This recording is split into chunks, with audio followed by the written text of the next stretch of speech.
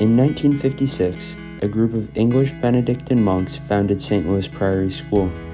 To this day, a group of 20 monks fulfill the Benedictine motto of Ora et Labora at Priory. Today you will meet 7 monks who live out this mission daily.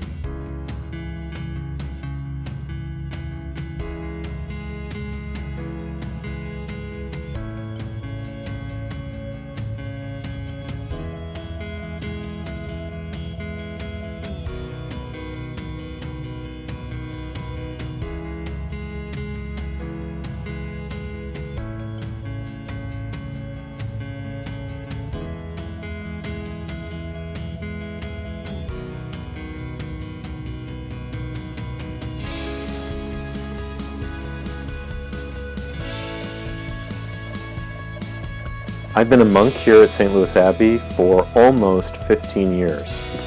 It was actually in my sophomore year that I decided I wanted to become Catholic. I went on a school trip to England, and there I had a conversion experience on the island of Lindisfarne, where St. Cuthbert was. I also realized then that I could become a monk since I was going to become Catholic, and that was part of God's plan for me. So I continued to pursue that vocation as a student here. I became a server, and then when I went to college, I would come back for Holy Week retreats and help out with monk camp in the summer. And the vocation grew stronger, and I came back and joined. I have been a monk for 22 years. Been here about a little over 30 years. I arrived in 1989 in the fall, and actually this is the 30th year of my novitiate. I came here in 2001.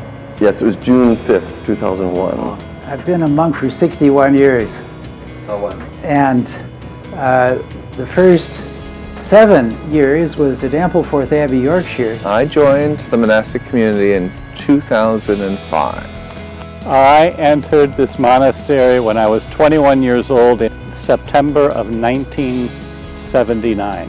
What's it like to live with 20 monks? It's not a family per se, but it is what you call a community. So we have real strong ties with each other, but we don't have the same ties of blood that you have in a family. We don't all like everybody in the monastery equally. That would be unreasonable. We do form bonds of friendship and affection with each other, but the most important thing is that we're all committed to the same ideal and the same cause, which is to serve God together. A monastery is a microcosm of the larger church, so there are guys in the monastery I would naturally gravitate to in real life, but there are also guys that maybe I would stay away from if I weren't a monk. Nonetheless, we're all here for the same reason, and I have no doubt that any one of these guys would throw himself in front of a bus for me. And that's more than I can say for, well, than most people in my life, or many.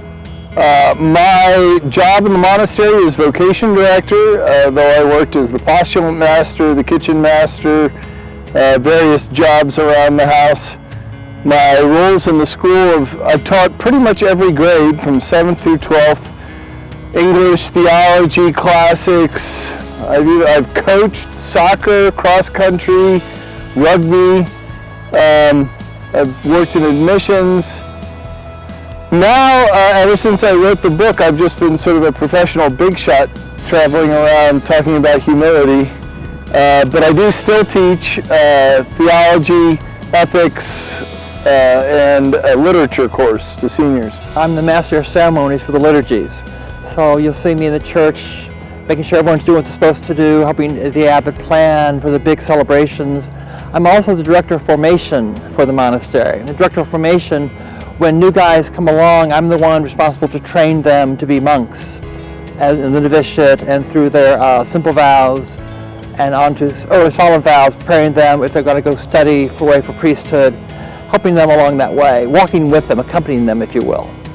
And in the school, I teach theology. I've been doing that since '98, church history, doctrine, and this year I was named the head of the department.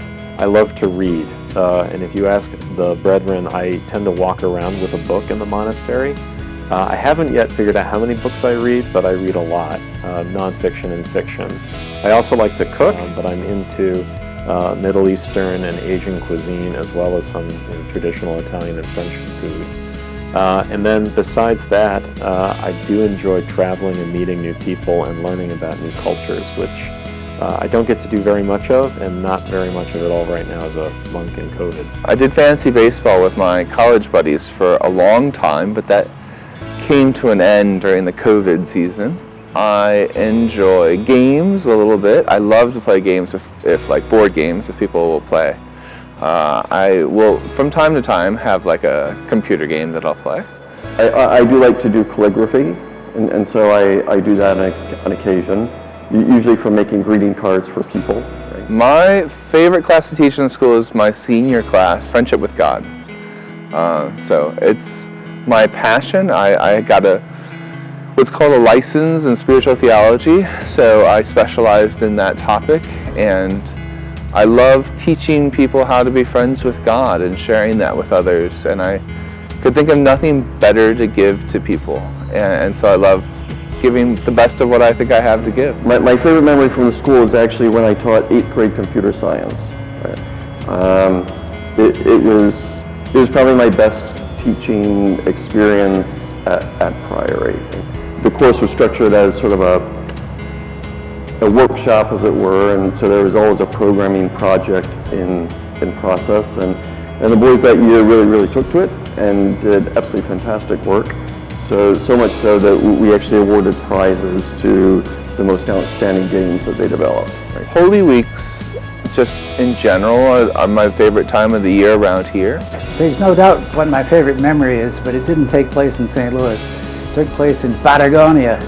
I was asked, I think it was 2016, I was asked to be the priest for Holy Week and Easter in the community for the Manquehue. We call it San Jose, but it's on the Lago Carrera, second biggest lake in South America, and it's beautiful. So I did my part. I didn't do all the work. I did my part as priest for all the services of Holy Week and Easter, and a few days after, and it was like wonderful. I'd go back tomorrow. One of my favorite memories actually is being headmaster in my first year going on the senior retreat. It was a very moving experience just to see how close the students had come in that class, but also to see how much they were willing to confront one another and to deal with some unfinished business. And I was just kind of a passenger in that journey, and it was a really moving experience, and it reminded me just how much I care about the school and why I think our mission is important. I think my favorite memory of the monastery is this. When I was a novice, so during my first year, 1979 to 1980, I was here. Father Luke was the superior, so he wasn't abbot yet, but he was called the prior.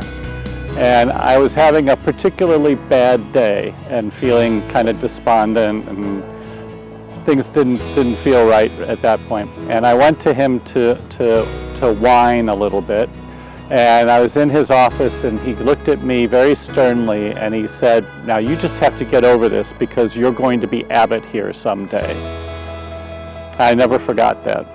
And when I became abbot, I prayed to him and I said, "You'd better help me out, because this is your fault." About the monastic community, we have a lot of different characters, and it's not easy right now to get to meet and know each of the monks, but all of them have something special to offer. So I would encourage students here and teachers to get to know them a little bit better whenever they have the opportunity. And about our school, I would just say we have a rich tradition, creative tradition based in liberal arts, and there's a lot happening here. So if you don't know a lot about Priory, come and get to know the students that are here that really make the place special. Clearly, the most important thing about the monastic community is that we all are called by God to live together, to seek Him and grow in holiness for a purpose. And the purpose is the well-being of the community that's gathered around us as a monastery. The students, their families, our alumni, their families, our teachers and staff, all of us have been called here for a reason. And the reason is to grow in holiness, to grow closer to God, and to learn to love each other better. And that's the reason the monks are here. And that's why they'll always be here.